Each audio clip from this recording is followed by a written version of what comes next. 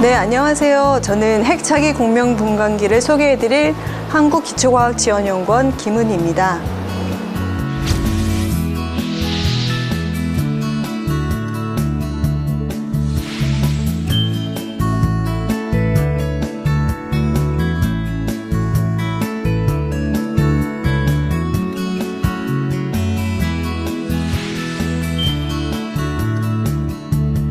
자기공면 현상은 자기장 속에 놓여있는 시료에 라디오파를 주사할 때 시료의 자성을 가진 핵의 스핀 상태가 변화되면서 특정 주파수의 라디오파를 흡수하거나 방출하는 현상입니다. 시료 속에 존재하는 자성을 갖는 서로 다른 핵종들은 동일한 크기의 자기장 속에서 핵종에 따라 다른 주파수의 라디오파를 흡수하거나 방출합니다. 즉, 다른 주파수를 가지고 자기 공명 현상을 나타내는 것입니다. 시료 속에 존재하는 자성을 가진 핵종들이 나타내는 핵 자기 공명 현상을 핵자기 공명 분광기를 이용하여 측정하게 되면 시료 속에 존재하는 화합물들의 분자 구조에 대한 매우 중요한 정보들을 얻을 수 있는 것입니다.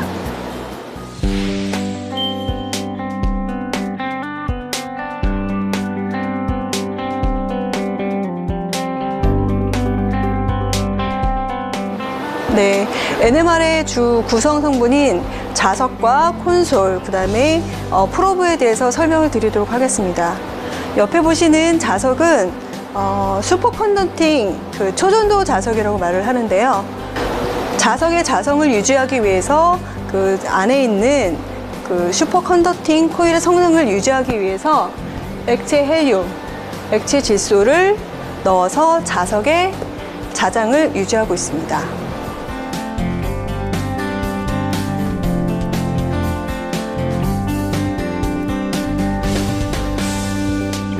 지금 보시는 건 콘솔입니다.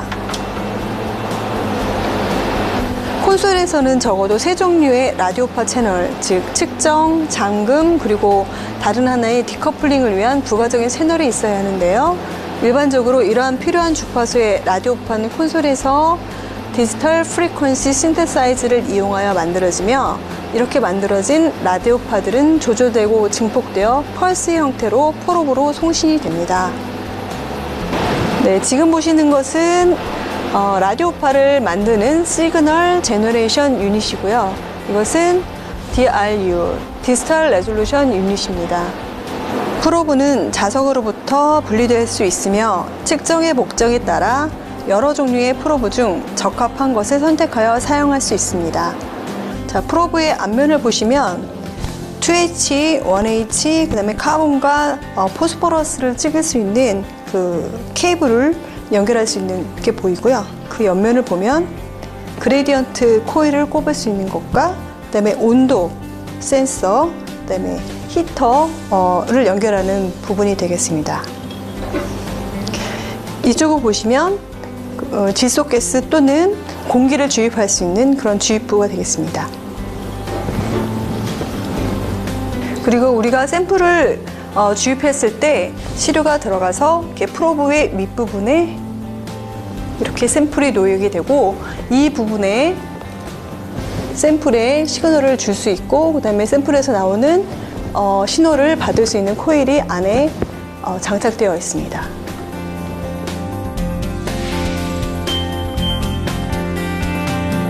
NMR 시료 전처리를 시작하겠습니다. 먼저 샘플에 중수소를 디토 600 마이크로리터를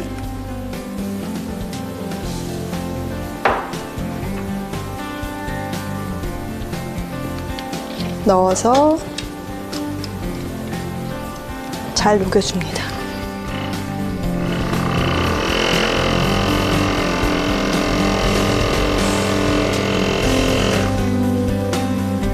잘 녹인 샘플을 취해 NMR 튜브에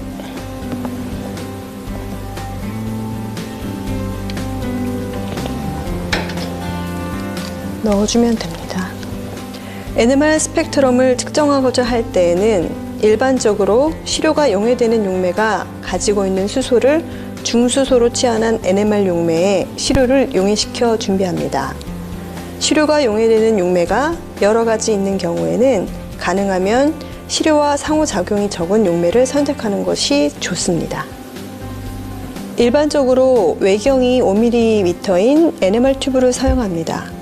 단백질과 같이 매우 농도가 낮은 시료를 측정하고자 하는 경우에는 이를 위해 특별히 민감도를 향상시키도록 고안된 쉬개미 튜브를 사용할 수 있습니다. NMR 튜브는 매우 얇은 두께로 매우 균일하게 제작되어 있고 깨지기 쉬우므로 주의하여 다뤄야 합니다. 본인의 이용 계정으로 워크스테이션에 로그인을 합니다.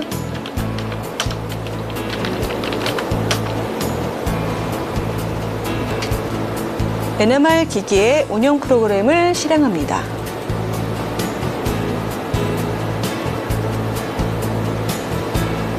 NMR 기기에서 측정이 진행되고 있으면 측정 완료 시까지 기다린 후 시료를 자석 안에서 꺼내거나 또는 시료가 자석 안에 들어있으면 꺼내서 다음 측정을 준비합니다.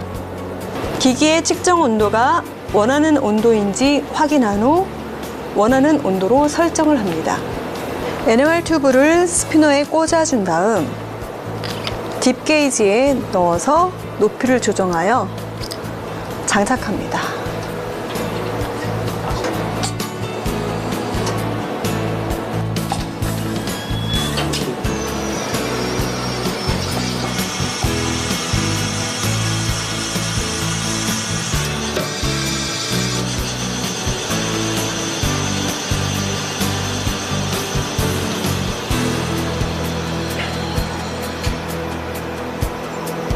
새로운 측정을 위한 데이터를 만듭니다.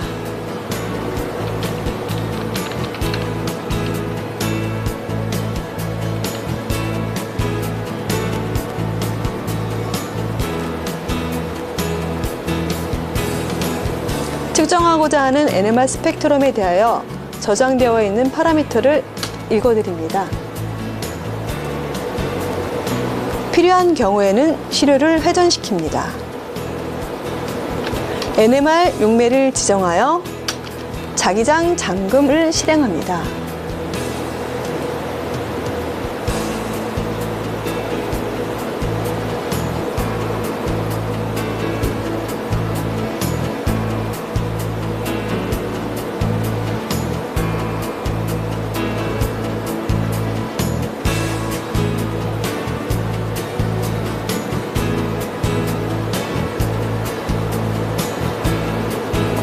튜닝 매칭을 실행합니다.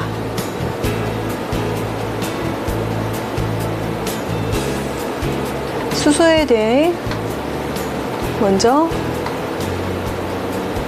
튜닝으로 가운데에 위치할 수 있도록 해준 다음에 뾰족한 아랫부분이 더 밑으로 내려올 수 있도록 매칭을 진행합니다.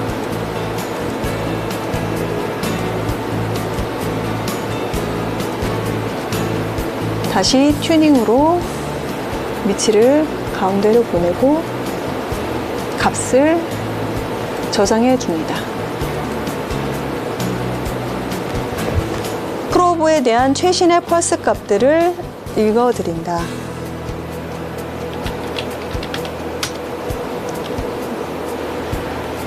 새로운 시료에 대해서 쉬밍을 수행합니다.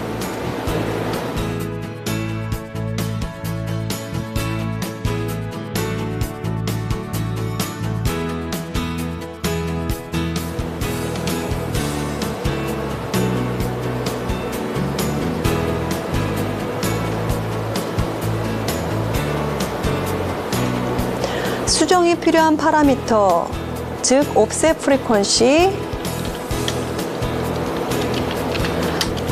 스펙트럴 위드, 스캔 넘버 등을 원하는 값으로 조절을 해줍니다. NMR 측정을 진행합니다.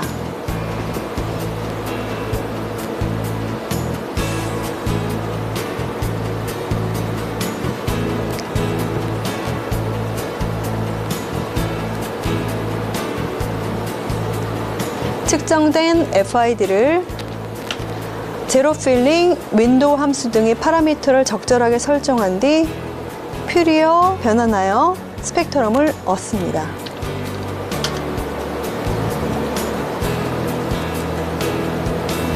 얻어진 스펙트럼의 페이즈를 바로잡아 줍니다.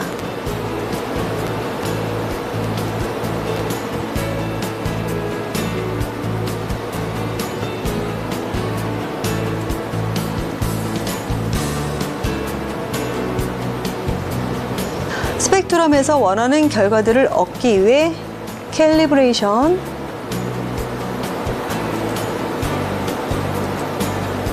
피크피킹,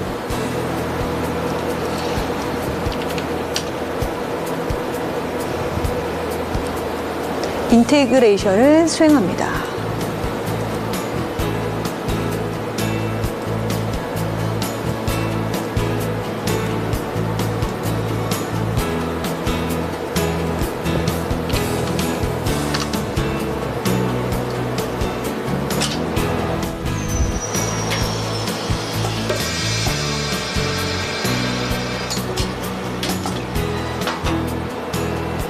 NMR 튜브를 스피너에서 뽑아줍니다. 지금부터는 측정된 결과를 이용하여 NMR 분석을 해보도록 하겠습니다. 구조식이 C8H10인 에틸벤젠의 구조를 기본적인 NMR 실험법 5가지인 프로톤, 카본, 코럴레이션 스펙트로스코피, 헤테로뉴클리어 싱글 쿼텀 코이어런스, 그리고 헤테로뉴클리어 멀티본드 코럴레이션을 활용하여 분석할 수 있습니다.